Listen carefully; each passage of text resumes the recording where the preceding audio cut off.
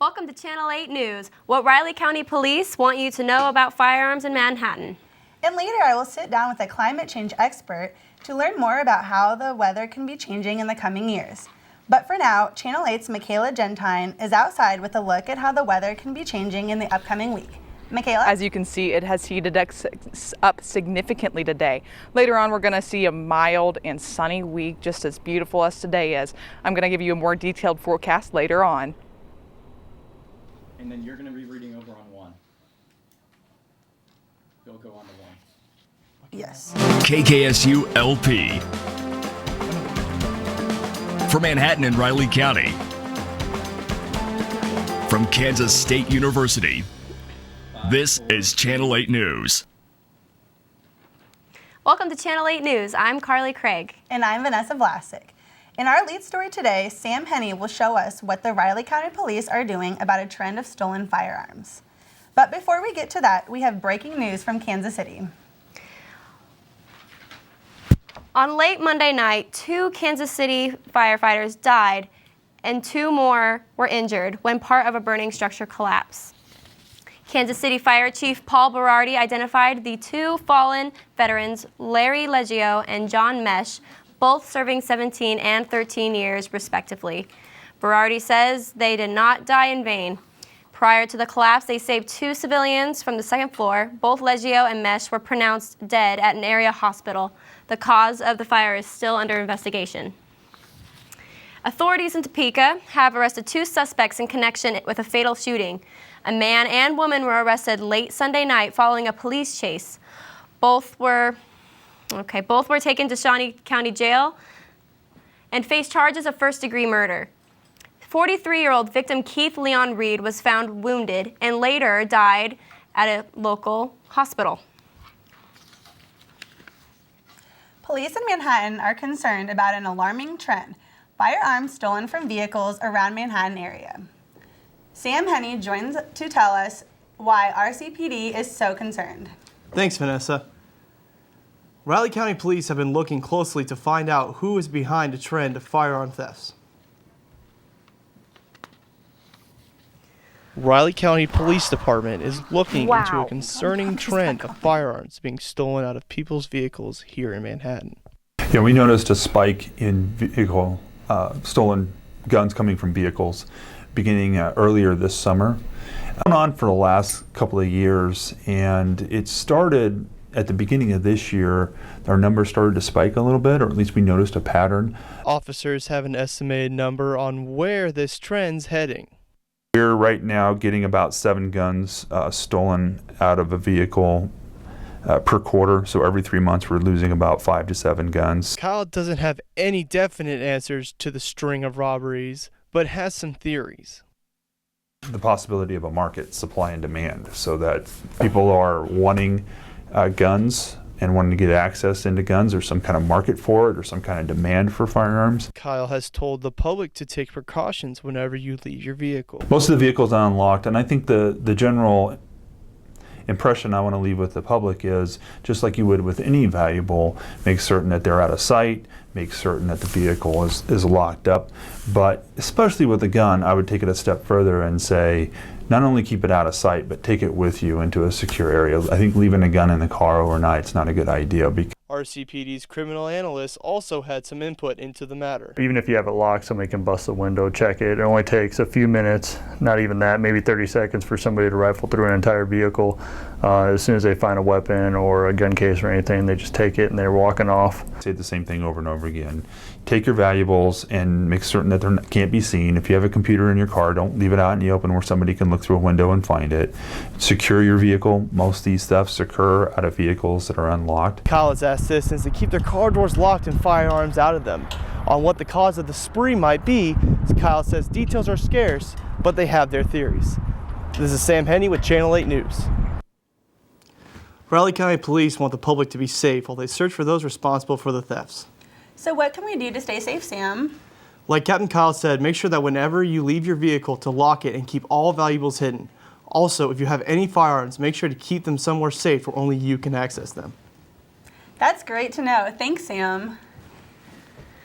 A defense authorization will be developed in Washington, D.C., may mean housing allowance cuts for U.S. soldiers.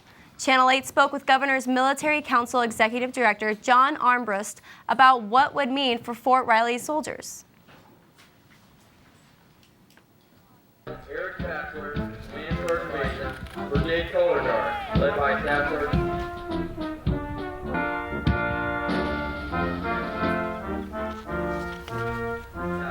Ladies and gentlemen, please stand.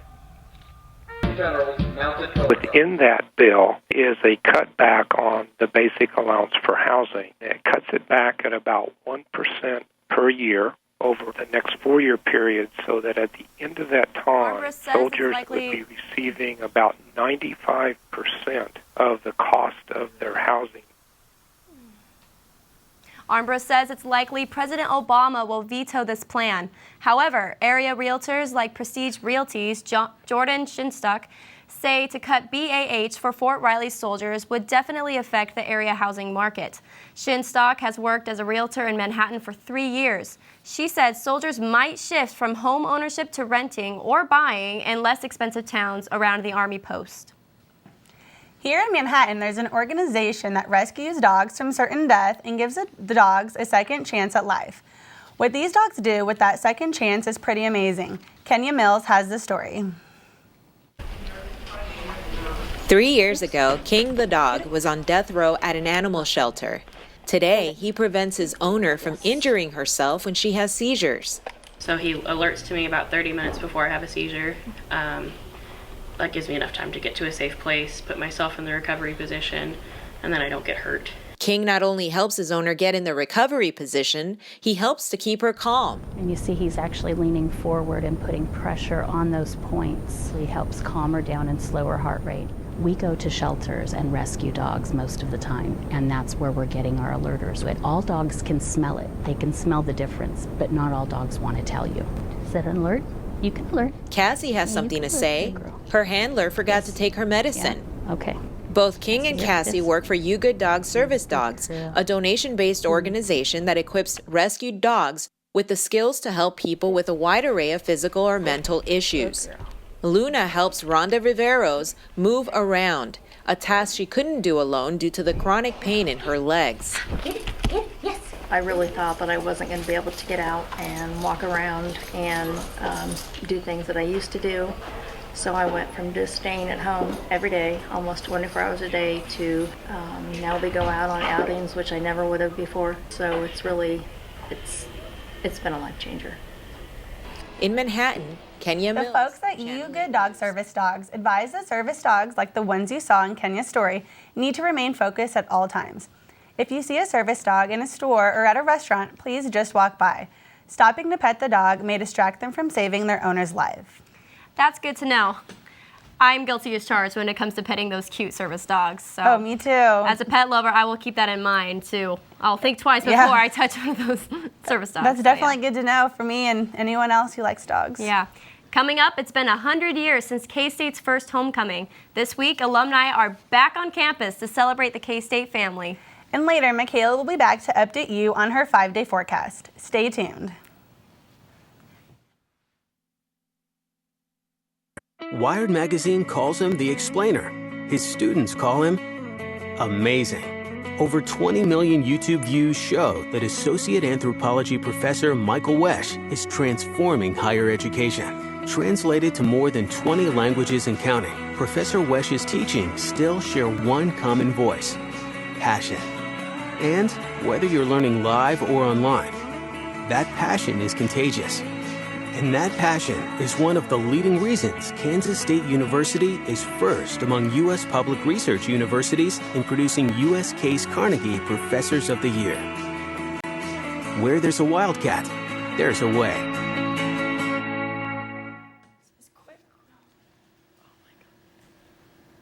Welcome back to Channel 8 News. Gretchen Cannon is here. Hey Gretchen, do you know what week it is? Yeah, it's homecoming week. That's right, students and everyone in the K-State family have a lot to look forward to this week. Channel 8 reporter Shelby Markham and I have more on what to expect.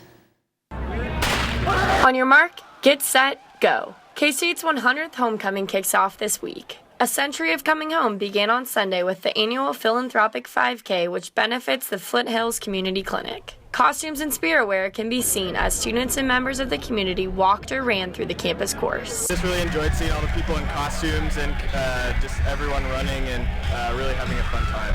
Sunday was filled with events as spirit signs went up around campus and student organizations held a sidewalk chalking contest. Later in the evening, Greek and student organizations met at Bramlage Coliseum to compete in Pant the Chant, a stomp and cheer competition. My favorite event of homecoming week, besides the football game, would definitely have to be Pant the Chant. I really like to see the creativity that they come up with in just a short amount of time. The All-University Homecoming Committee has been planning since last spring. With the Alumni Center as a sponsor, the committee of 38 students plans for each event during the week. Homecoming as a whole is just crazy. Homecoming week for us is exciting and there's something to do every day. So it's a lot of planning. Homecoming week provides a way for K-State's family to celebrate where we have been and where we are going. My favorite part about homecoming is gathering together as a group and having a lot of fun, cheering on the Cats and coming together as a Greek community. Look out for upcoming events later this week. Paint the Ville, Wildcat Request Live, and the parade are all leading up to the homecoming game versus the Oklahoma Sooners. Homecoming week will end with the football game on Saturday against the fellow Big 12 Oklahoma Sooners. Join the Snyder family for the second annual Fighting for a Cure Shirt Day on Bill Snyder Family Stadium. Shirts can be purchased at Varney's bookstore or online at www.varneys.com. For more information, tune into MHK All Day Wednesday on Channel 8 following Channel 8 News. Events are happening every day this week, so make sure to get out there and participate. If you are looking for more information, visit www.k-state.edu/homecoming15. Thanks, Gretchen. What's your favorite homecoming event, Vanessa? Definitely the parade. The parade is a lot of fun and everyone participates and it's always a really good time. So I really like that a lot. Me, I'm just excited for the football game. Oklahoma should be a pretty good match. So hope we win. Yeah, go definitely. Cats. Whether it be coupons or off-brand products, college students and families are always looking for ways to pinch pennies. Channel 8's Sarah Falcon has more on how you can learn to save money. Thanks. As you can currently see, I am in Aggieville right now looking for saving opportunities for college students. Aggieville's bustling streets are home to many student-friendly retailers who hand out coupon books. We also have an everyday coupon, which basically is our Varney's Rewards card. And that's basically this card and the key card that the students or others, alums have it too. It never expires. For every $1 you spend with us, you get a point, and those points accumulate, and then you can redeem those for gift certificates, items that the students may want either from us or from other retailers or restaurants, so they can save money not only with us but with other merchants in town. Another way to save in town is through fuel points. Grocery stores in Manhattan offer reward systems which allow loyal customers to save $1 or two while filling up their gas tank.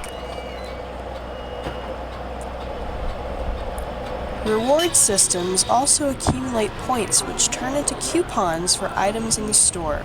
Students can find coupons for items ranging from groceries to pet food to cleaning supplies. One place to look for coupons are in savings newsletters sent to residences in the Manhattan area. If you plan your purchases, coupon cutting can definitely help you save money on your next trip to the grocery store. Many Manhattan stores offer savings to college students. I hope this report helps you save a couple dollars on your next purchase. Back to you in the studio. Oh, wow. I didn't know how easy it was to save. I definitely need to sign up for more of those reward cards. I already have one, and I wish I could have gotten it sooner. Would have saved some more money. Up next, I sit down with a K-State researcher to talk about the effects of climate change. And later, sports reporter Nicholas Patterson joins us with an update on those boys in blue out in Kansas City. Keep it here on Channel 8 News. A Wildcat legacy from generation to generation. Where my grandfather went to school. Where my mother went to school. It's a legacy scholarship program started by the K-State Alumni Association. specifically for the children and grandchildren of K-State alumni. When you buy a K-State license plate, you fund legacy scholarships. Show your purple pride and be a part of the Wildcat legacy. Kansas State University's PowerCat Financial Counseling presents SALT, a game-changing financial tool. It's simple, useful, and best of all, free for K-State students and alumni. SALT provides personal money coaches, help with student loans, and a wide range of career opportunities. Go online to kstate.edu/SALT and see what SALT is all about. Get money smart today. K-State Student Radio brings every game to K-State fans on the Wildcat 91.9. Klein's going to take a pitch out to the right. Hubert dices his way up and into the end zone for the Wildcat touchdown. Takes the snap. He's going to roll out. He's going to throw deep over the middle of the field for Tyler Lockett. Catches it. 15, 10, 5. Touchdown, Kansas State. For all of your K-State sports coverage, tune into the Wildcat 91.9. Welcome back to Channel 8 News. With it being homecoming week and many outdoor activities, will we need to keep an umbrella handy? Weatherwoman Michaela Gentine is here with the scoop on this week's weather. Well, the entire nation is experiencing beautifully mild weather, just like the Little Apple. Let's go take a look at our national map, but first, we'll take a look outside.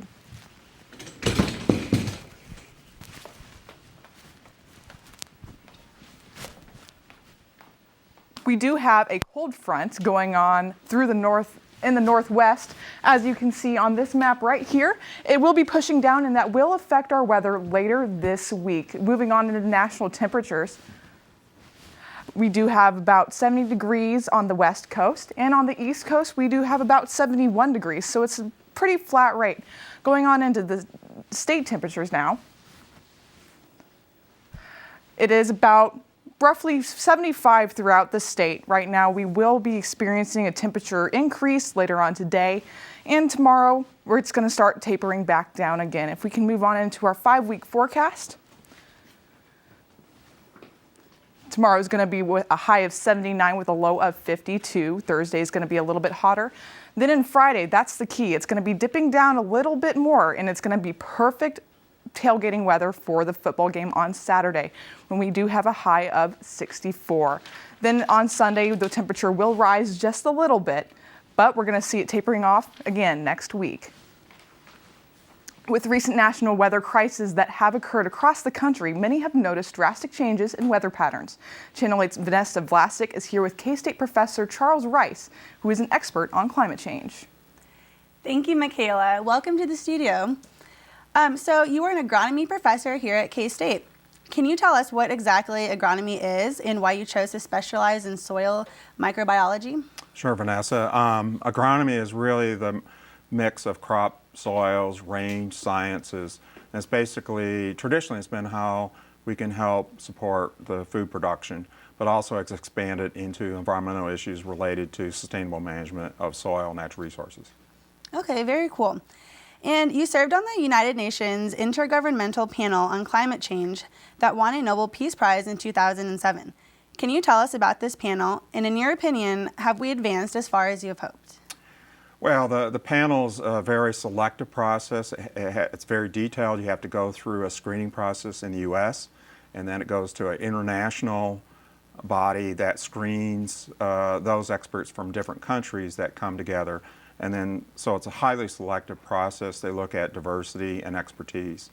It's about a 4-year process for each report, and it's really to look at the assessment of the state of the science. As far as the progress, the science, I think, is pretty well settled. It's more about policy and politics. Okay, that's very interesting. Around the nation, we have seen droughts, flooding, extreme heat, and sub-zero temperatures. How does this affect agriculture? Well, the extreme events, it's easier to plan for slow change, but the extreme events like a hard freeze, a drought, farmers are at greater risk than, and they can't plan for that. So it makes farming a riskier business. Okay, and one more quick question. As we're getting into fall, what the weather patterns and temperatures should we expect to see? Well, I think this fall the projections are that it's going to be a dry fall. warmer. And then it's a little bit uncertain next year because we had this super El Nino out in the Western Pacific. Okay, well, thank you so much for taking your time to sit with us. Sure, Vanessa. Keep it here on Channel 8 News. We will be right back. Powerful ideas are sparked by a natural curiosity.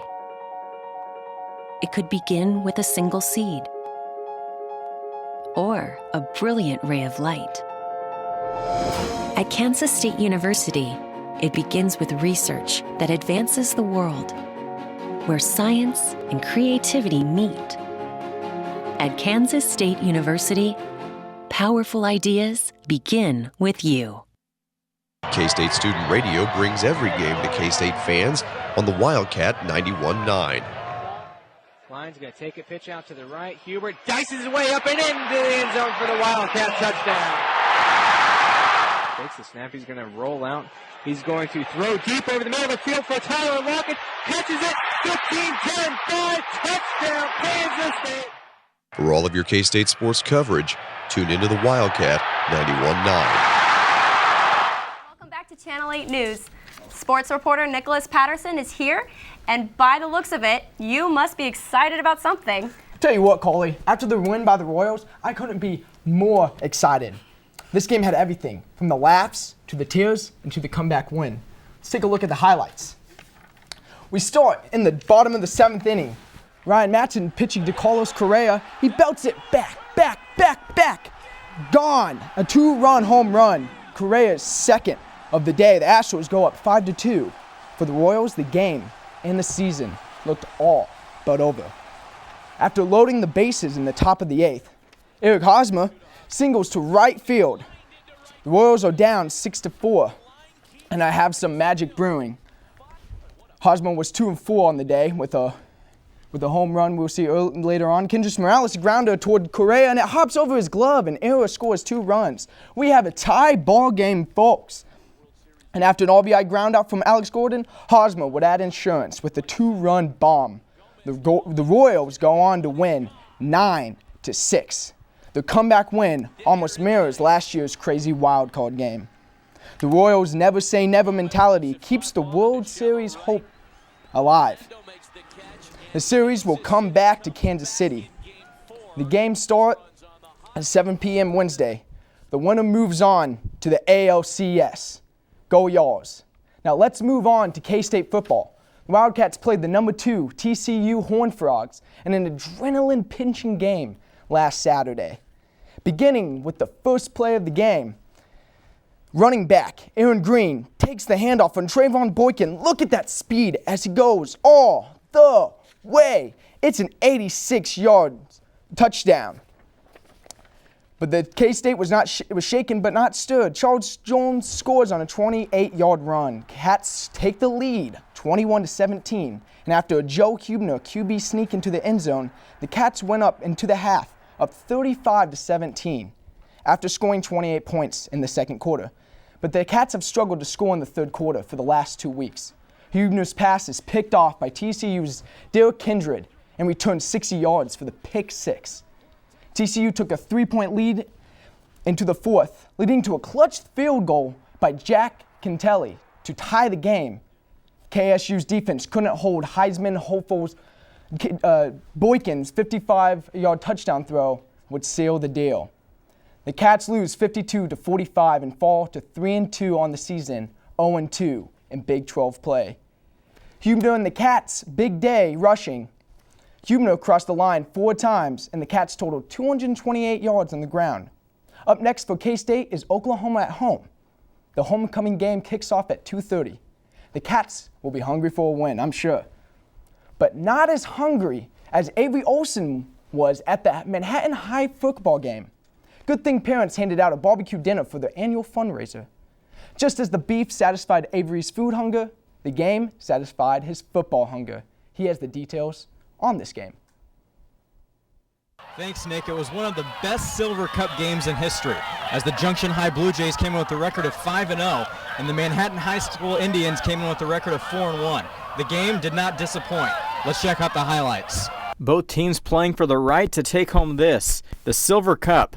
Tied at 14 in overtime, Indians have the ball 4th and goal from the 1-yard line, and Ian Trapp on the quarterback sneak.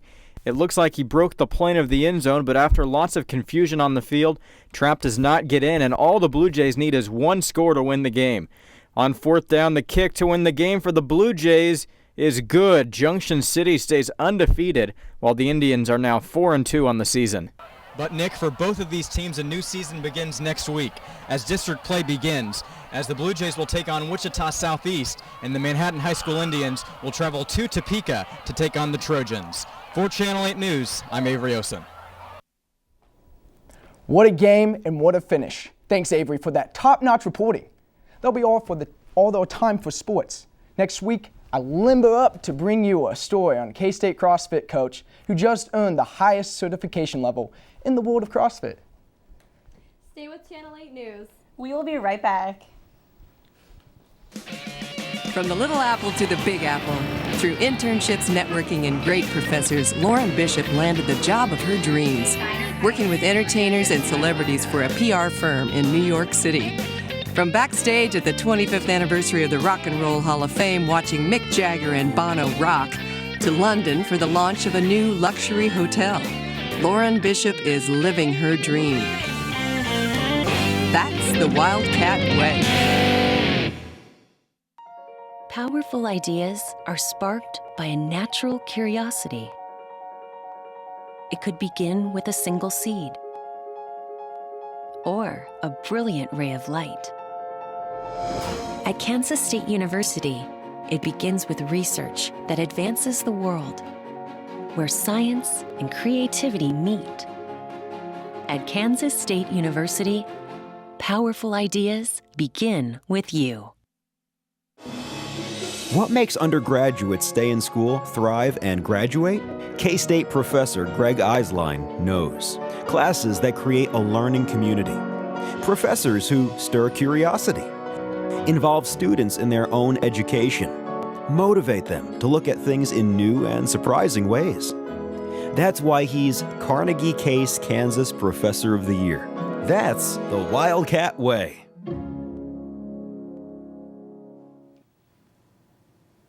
Welcome back to Channel 8 News. Let's take a look at the 5-day forecast one last time. Later on tomorrow, it will increase slightly up to 79 degrees, and later on in the week, it will taper off down at 64 degrees on Saturday for the game.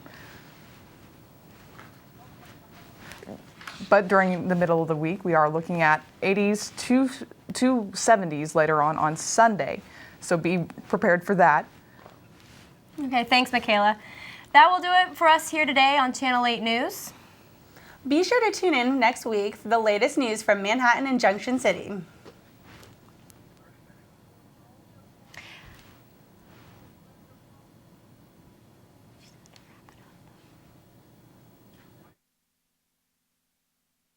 Okay, Michaela, there is a lot going on in homecoming this week. Do you have any plans? Anybody? I'm just really looking forward to that football game that you'd mentioned earlier. I'm really hoping to come out with the win. Yeah. There is also a ton of stuff going on in the community. You can check out Manhattan Convention and Visitors Bureau. There's a ton going on.